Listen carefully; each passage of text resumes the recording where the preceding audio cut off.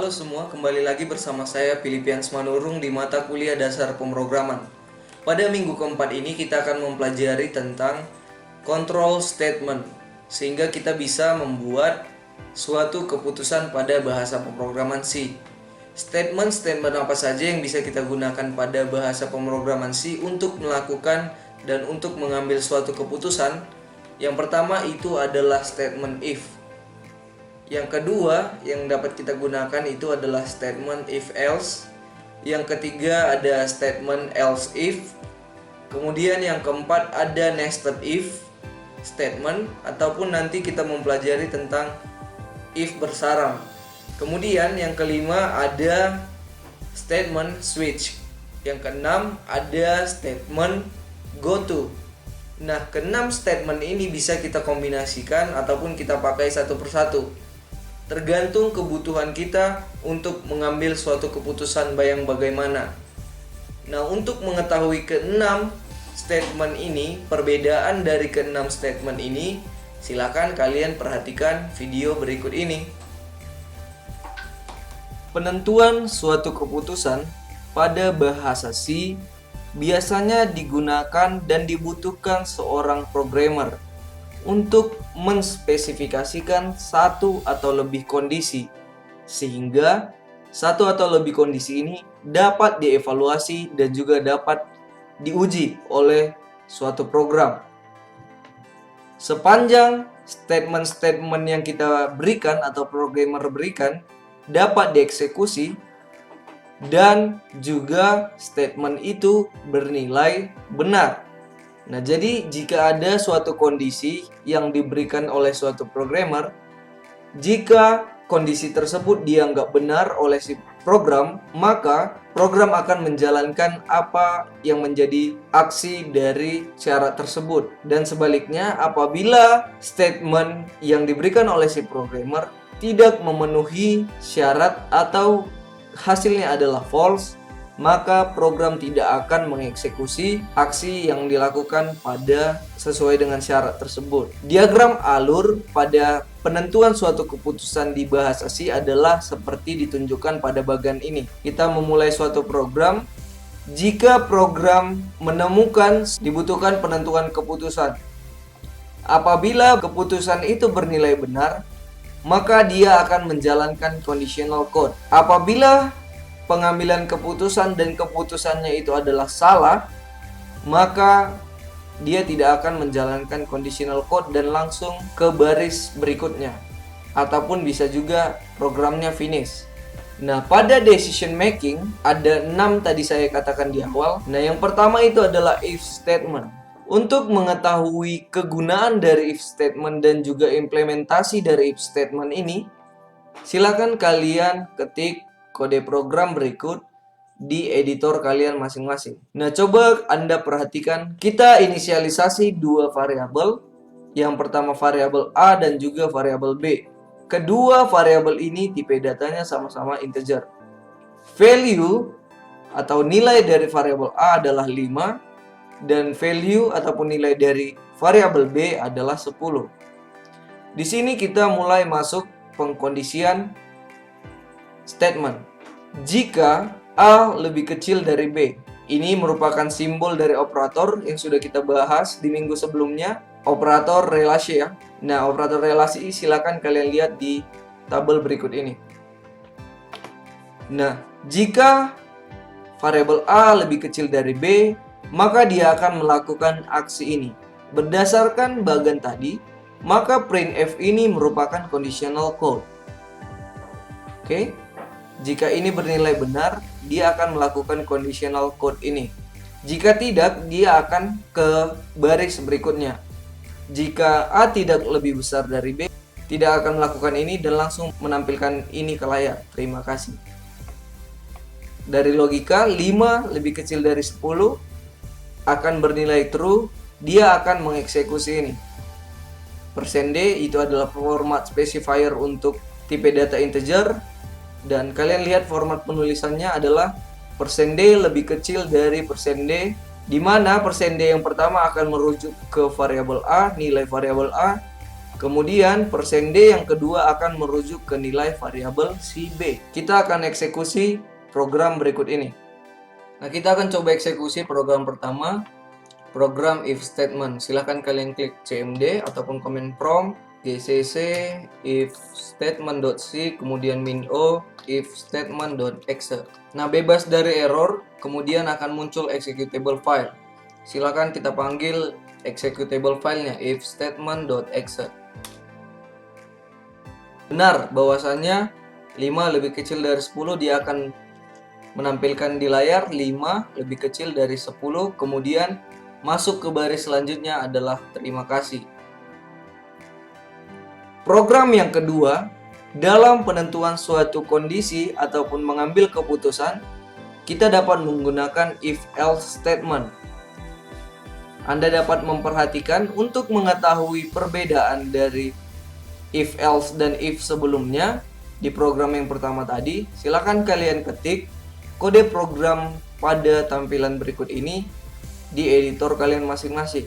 Pada baris ini ada dua variabel, masih variabel A dan variabel B dengan tipe data integer, namun value-nya berbeda. Value dari variabel A adalah 70 dan variabel B value-nya adalah 10. Nah, sekarang kita masuk ke pengambilan keputusan. Jika A lebih kecil dari B, berdasarkan logika, 70 tidak lebih kecil dari 10. Maka, kondisi ini tidak akan dijalankan. Dia akan langsung mengabaikan dan juga masuk ke baris berikutnya. Else, jika tidak, maka tampilkan ini ke layar. Sama ya, tadi kita format specifier di sini dan merujuk ke nilai si variabel A. Kemudian di sini persen %D ini merujuk ke variabel si B. Maka yang akan ditampilkan adalah ini. Karena conditional if yang pertama tidak terpenuhi, maka dia akan langsung ke else. Jadi ketika kita menggunakan if else ini ada dua kondisi yang berbeda. Jika kondisi satu tidak terpenuhi, maka otomatis akan langsung ke kondisi yang kedua. Kalau kondisi pertama sudah terpenuhi, maka else ini ataupun kondisi kedua tidak akan diperhitungkan karena kondisi yang pertama sudah terpenuhi. Beginilah konsep cara kerja dari if else statement. Untuk lebih jelasnya, mari kita eksekusi kode program berikut ini. Kita akan coba eksekusi program kedua, yaitu if else statement. Kita buka direktori penyimpanannya. Di sini ada if else statement, kemudian kita klik di sini, kemudian kita ketik cmd ataupun command prompt gcc if else statement.c kemudian min-o kemudian if else statement.exe. Bebas dari error dan muncul executable file, silakan kita panggil if else statement.exe. Nah, akan keluar 70 lebih besar dari 10. Kita validasi. Benar ya, dari logika bahwasanya 70 lebih dari 10, dia tidak akan mengeksekusi ini karena hasil dari eksekusi program bahwasanya 70 tidak lebih kecil dari 10. Maka dia langsung masuk ke kondisi kedua, 70 lebih besar dari 10. Gitu ya. Decision statement yang ketiga yang dapat kita gunakan adalah else if. Di program yang ketiga, saya membuat penamaan filenya adalah elif_statement.c. Nah, untuk mengetahui kode program ini hasil keluarannya seperti apa, silakan Anda ketik di editor kalian masing-masing. Dapat kalian lihat pada baris ke sini tetap ada proses inisialisasi variabel dan juga value-nya.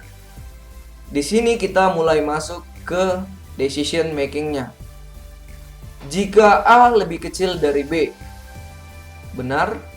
5 lebih kecil dari 10, bernilai benar. maka dia akan melakukan conditional code yang ini.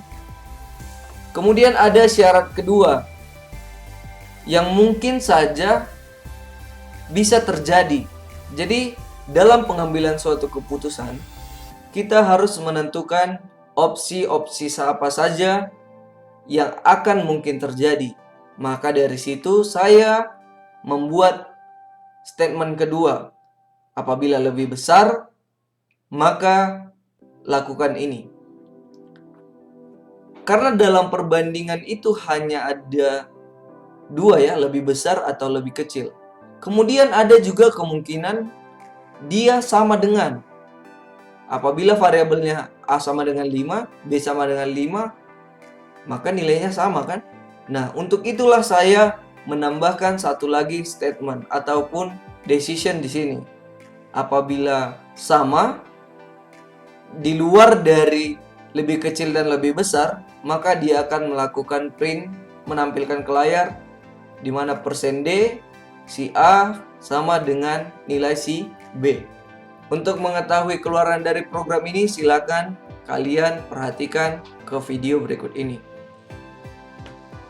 Kita akan coba eksekusi kode program yang ketiga, yaitu else if statement. Silakan buka direktori penyimpanan program kalian. Di sini ada elif_statement.c. Kita klik di sini, kemudian cmd ataupun command prompt.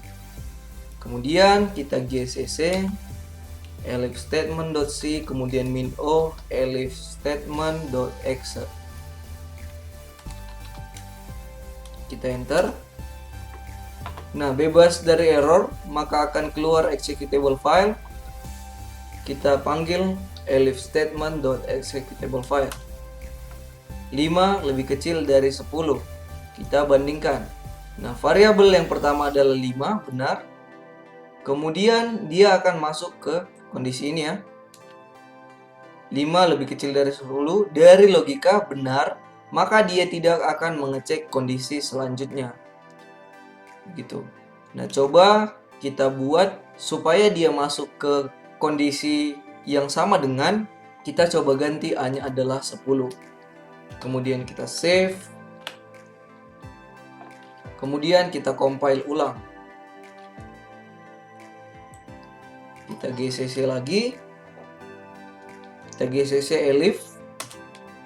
Nah, kemudian kita panggil elif statement.exe. Nah, benar ya, bahwasanya yang akan ditampilkan adalah 10 sama dengan 10. Dia melakukan pengecekan dulu di baris ke-8. Tidak sesuai, nilai kembaliannya adalah false. Kemudian dia akan melakukan cek di kondisi kedua di baris ke-13. Hasilnya adalah false. Kemudian dia masuk ke yang lain. Begitu ya. 10 sama dengan 10. B-nya adalah sama. Nah, akan tampil seperti ini, 10 sama dengan 10. Kalian bisa eksplorasi lagi, mengganti-ganti kode programnya, supaya kalian lebih memahami conditional ataupun decision statement pada pertemuan kali ini. Nah, dalam penentuan decision making yang keempat, kita gunakan statement nested if. Nested if ini merupakan if yang bersarang. Nah, kita tadi sudah mempelajari tentang conditional if. Nah, kalian dapat memperhatikan di sini. Ada dua variabel, A dan B, tipe datanya sama-sama integer. Namun value A adalah 20 dan value si B adalah 22. Kita lakukan pengecekan di sini. Jika A sama dengan 10, nah ini adalah operator sama dengan ya. Saya ingatkan kembali di tabel ini. Ini merupakan tabel operator relasional di minggu kemarin. Kemudian else if A sama dengan 20. Benar? Ya, kalau dia masuk ke kondisi ini, dia akan menampilkan nilai dari A adalah 20. Kemudian di enter. Nah, di dalam syarat ini ada syarat lain. Dia akan melakukan pengecekan syarat lain. Jika B sama dengan A ditambah 1, A adalah 20, berarti syaratnya jika B adalah 20 ditambah 1 berarti 21, maka tampilkan ini ke layar. Dari logika tidak ya, B-nya adalah 22 bukan 21. Maka dia akan ke syarat yang kedua. Jika B adalah sama dengan 20 ditambah 2 ataupun 22, dia akan melakukan print ini. Nah, jadi yang akan ditampilkan dan akan dieksekusi adalah ini ya. Dia akan menampilkan nilai dari A adalah 20 dan juga yang ini, nilai dari B adalah 22. Dia tidak akan melakukan dan menampilkan ini karena syaratnya salah. Jika kedua syarat ini tidak terpenuhi, dia akan melakukan print nilai dari A dan B tidak ada di kategori. Jadi di luar dari kondisi yang kita jabarkan. Untuk mengetahui output dari program keempat ini, silakan kalian eksekusi programnya. Untuk kode program keempat, kita akan coba eksekusi nested if ataupun if bersarang. Di sini ada file.c-nya, kita buat command prompt. Kemudian kita ketik gcc nested if.c, kemudian -o, kemudian nested if.exe. Bebas dari error dan keluar executable file dari nested if. Kemudian kita panggil executable filenya .exe. Nah, coba kita perhatikan. Hasil keluarannya adalah nilai dari A adalah 20. Maka yang akan dieksekusi ini ya, kondisi yang kedua. Kemudian di dalam kondisi yang kedua ada lagi pengkondisian. Dia tidak akan mengeksekusi ini karena nilai kembalian B sama dengan 21 itu adalah salah, false. Dia akan langsung masuk ke pengkondisian yang ini. Maka dia akan mengeksekusi nilai dari B adalah 22. Benar. Jadi kita juga bisa membuat if bersarang. Jadi di dalam suatu kondisi ada kondisi lain, seperti itu. Nah, di program yang kelima ada switch statement yang bisa kita gunakan untuk penentuan keputusan pada bahasa pemrograman C. Di sini ada inisialisasi variabel alfabet dengan tipe data char yang value-nya adalah A kecil. Nah, ini hanya sekedar inisialisasi bahwasanya alfabet itu memiliki nilai dan kita tidak biarkan ini kosong. Kemudian kita berikan petunjuk kepada user, masukkan suatu alfabet, dan kita lakukan scanf. Kita minta inputan dari si user. Format meminta input dari si user untuk tipe data char adalah %c. Kemudian kita panggil dan variabel alfabet. Kemudian di baris selanjutnya untuk format penulisan switch case ataupun switch statement adalah seperti ini. Switch, kemudian indikator ataupun parameter apa yang mau kita berikan. Pastinya parameter sesuai dengan yang diinput oleh si user, alfabet. Oke. Jika masukan dari si user adalah A, ini case 1 ya, A besar, maka dia akan melakukan printf ini. Kita langsung break supaya dia tidak masuk ke case yang kedua ataupun kasus yang kedua. Nah, jadi kita harus langsung patahkan, case itu langsung close. Maka kita ada buat di sini break. Apabila tidak terpenuhi, dia langsung masuk ke case yang kedua. Apabila masukan dari user adalah B besar ataupun B kapital, maka silakan printf yang Anda masukkan adalah B besar. Kemudian tidak lupa kita berikan break supaya dipatahkan. Oke. Kemudian di sini adalah default. Default ini untuk mengatasi apabila kita tidak bisa mengcover semua kemungkinan. Alfabet yang Anda masukkan tidak diketahui. Jika tidak ada A besar, A kapital, dan B kapital, dia akan langsung masuk ke default. Begitu. Untuk mengetahui kode program ini, silakan kalian coba eksekusi.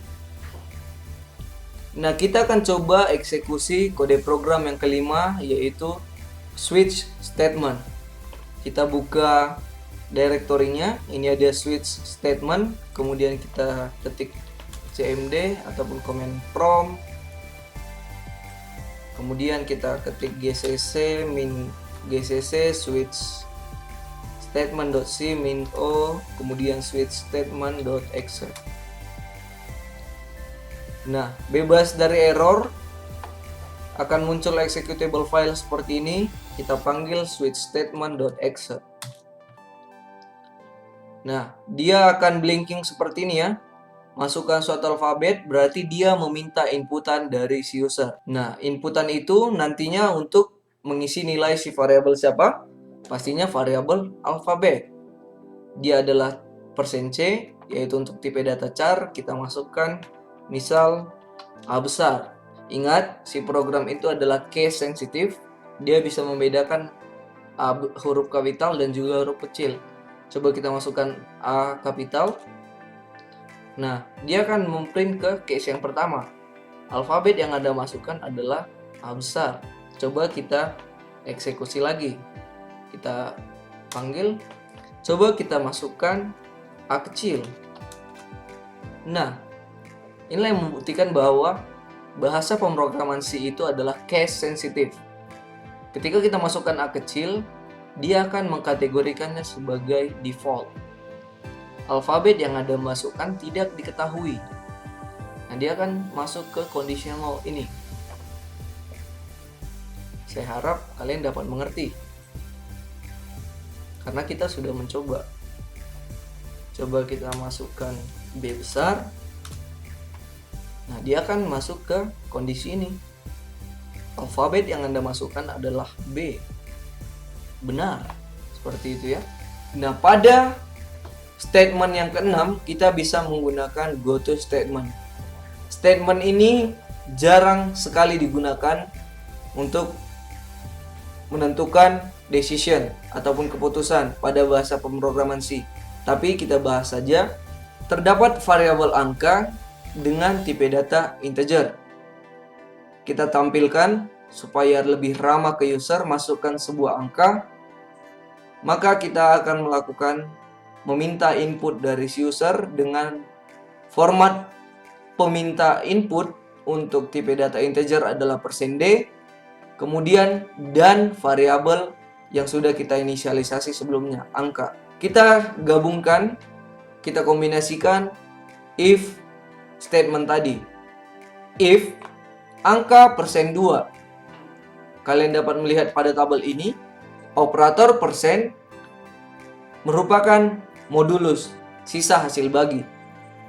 Jika si angka dibagi dengan 2, sisanya adalah 0, sama dengan 0, maka dia akan go to genap.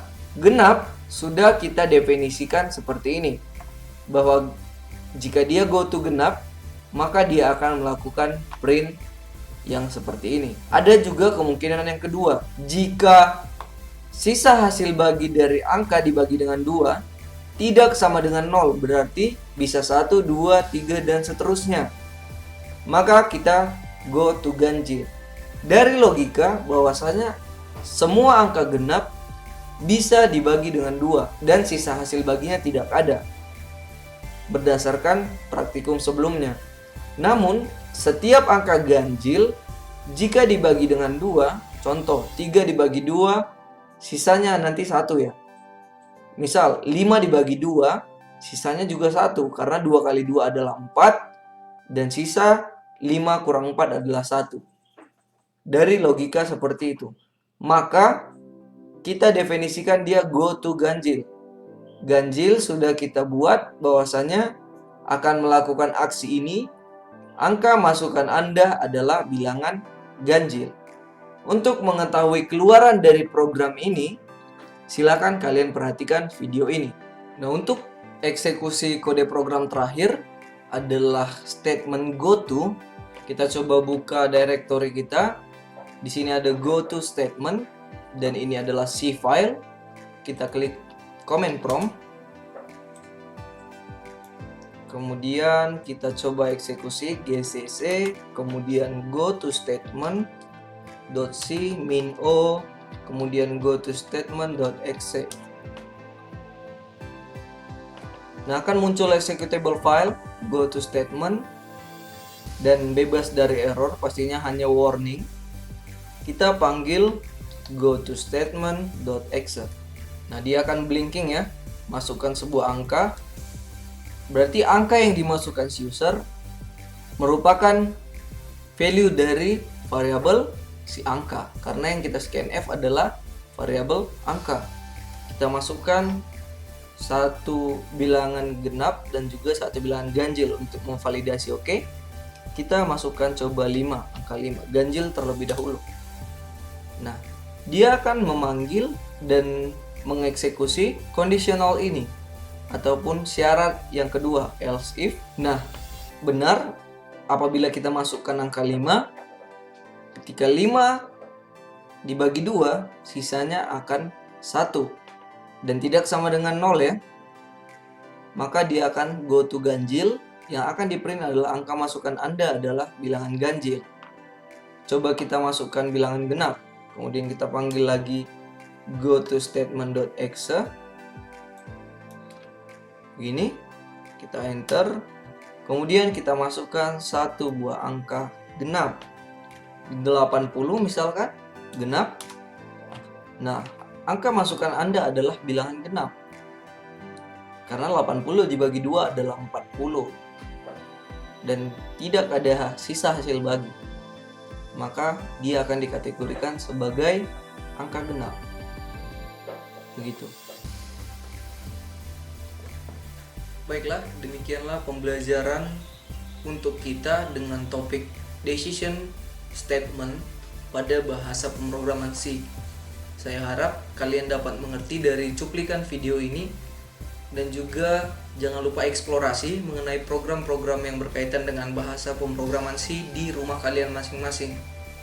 Tetap jaga kesehatan dan sampai jumpa di video berikutnya. Dadah.